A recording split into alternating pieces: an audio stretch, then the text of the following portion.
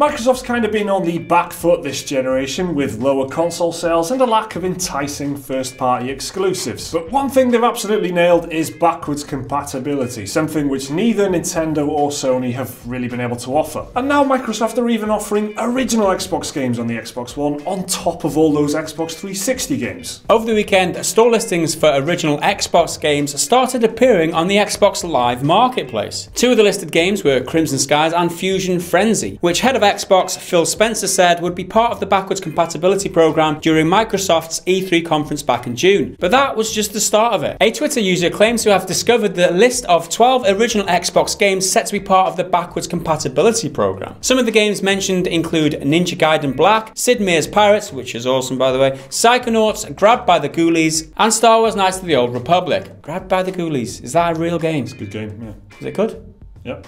Have ghosts. Alright.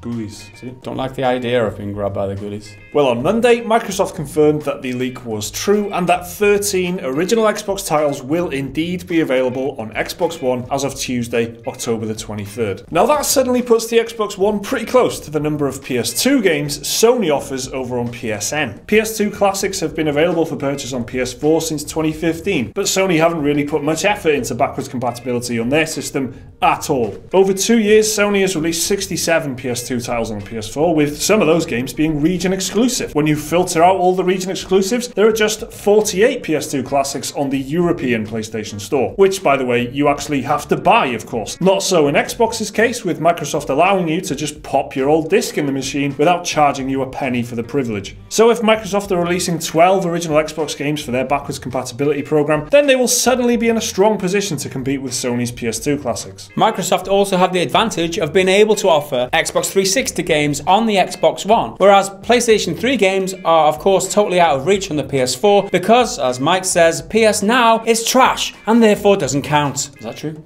This is facts. Fact. Information. You can't count it because it's trash. So in business terms, this is an awesome thing for Microsoft to be pushing this generation, because business people, they're always looking for the USP. Do you know what USP is, Mike? You probably do because you're a clever man. Unique selling point. That's what people... I wrote it there. You wrote it there. They're always looking for a unique selling point. What sets them apart from the competition? Now, this is what Microsoft have got, because they don't have the exclusives. That's what PS4's USP is. And they haven't got the indies, which is what Nintendo's USP is. They've got backwards compatibility. Now, this is, for the people who are interested in backwards compatibility, this is the obvious console choice for them because of Microsoft's USP. It's also kind of magnified by the fact that Sony don't allow it on the PlayStation. So in very much the same way that Sony were able to take advantage of Xbox's kind of missteps at the beginning of this console generation, Microsoft can do exactly the same thing here, because they're just offering so much stuff. They're just pushing all this backwards compatibility at us because they know that the lack of it on Sony just kind of makes it look even better for them, which is fantastic. It's just is the way to do business. They're making their console very competitive, using a whole lineup of games that would otherwise be out of reach. So it's excellent, I think. In other news, Greene, creator of Playerunknown's Battlegrounds, said a sequel to the multiplayer battle royale hit is unlikely. Instead, PUBG will be treated with a games as a service model. In an interview with IGN, Greene was asked about the future of PUBG, what they have planned for the next 5 years, and if a sequel was on the cards. To which Greene responded, quote, "Oh no, we're building this game as a service. We'll still have a box copy that you buy. We still want to polish and refine, add more maps, add more assets, and continually refine the gameplay and optimize as we go forward." So instead of making a sequel, it sounds like Greene and developers PUBG Core will just keep patching in existing games, adding new maps, features, and bug fixes. PUBG is the latest game to be built as a service, and the games industry has been slowly moving towards this model for a while now. This makes total sense. The game isn't even released yet,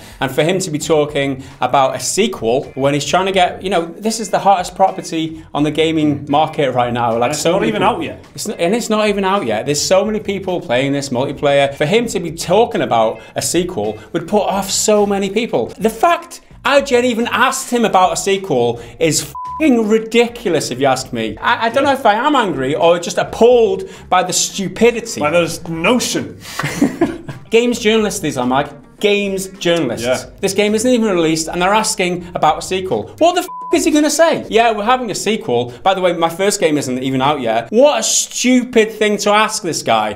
I think the games as a service thing is that is the choice of words that he's gone for. Is we're not making a game. We're making a service. We're not making another. We're not going to make a sequel. This game is going to be a service, which says a lot about the way developers think about their own games these days. And he's obviously looking at the future in terms of how they can update this foundation that everyone's bought into, and that's kind of why there's microtransactions and stuff like that. Because once people have bought the game, that's it. How are they making money for you after they've bought the game? So they have to think of other ways to monetize it, and that's where the loot boxes come from and that sort of thing. I am not a real games journalist, but I could do a better job than that.